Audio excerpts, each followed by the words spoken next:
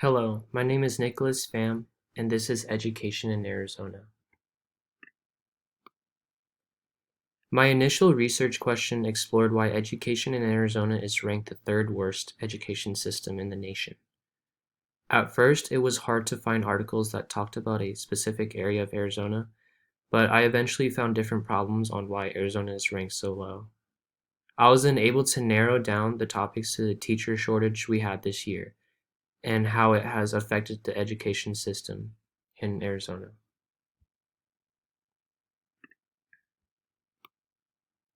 I decided on this topic because from the longest time since I was aware of the education system, I always wondered why our state has always been ranked close to the last for our education system.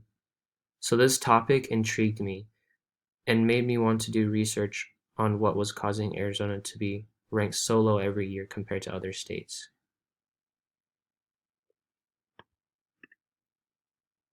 Severe teacher shortage this year alone due to COVID has affected students around Arizona and other states as well. But it is affecting us the most because we already have one of the worst education systems in the country, so having the pandemic this year has worsened the situation more and more. Increasing the fundings can be targeted to critical resource needs, including qualified teachers, support staff such as social workers, counselors, and nurses. Increasing the fundings for struggling students as well, so that they can have the proper resources for school. Increasing the salary for teachers on paper sounds like it would definitely make a change in the education system. But back in 2018, there was a big movement called the Red for Ed movement in Arizona, where it was supposed to increase the salary for teachers who believe that they are not getting paid enough.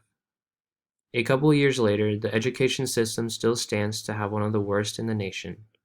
A larger salary is needed for teachers and staff so that they can keep their job and not feel like they're getting underpaid.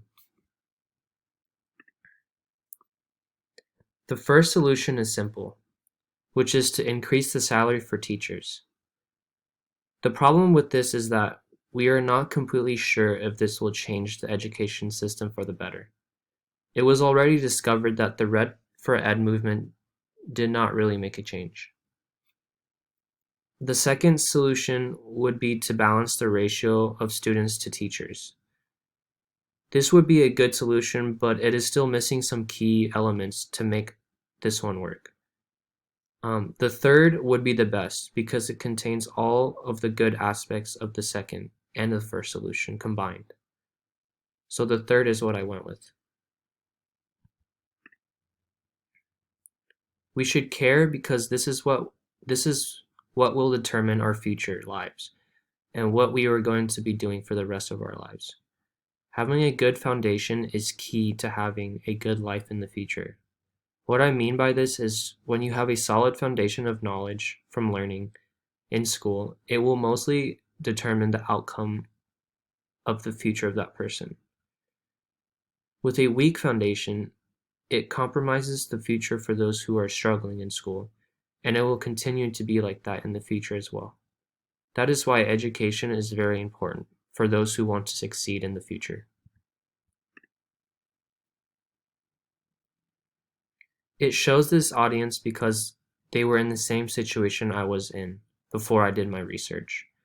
My intended audience was the Deer Valley School District and informed them on the problems that education system has in Arizona and the potential solution that could fix it.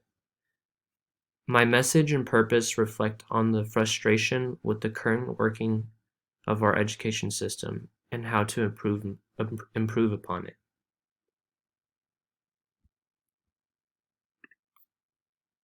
Doing research for myself helped me become more aware of the beliefs I grasp.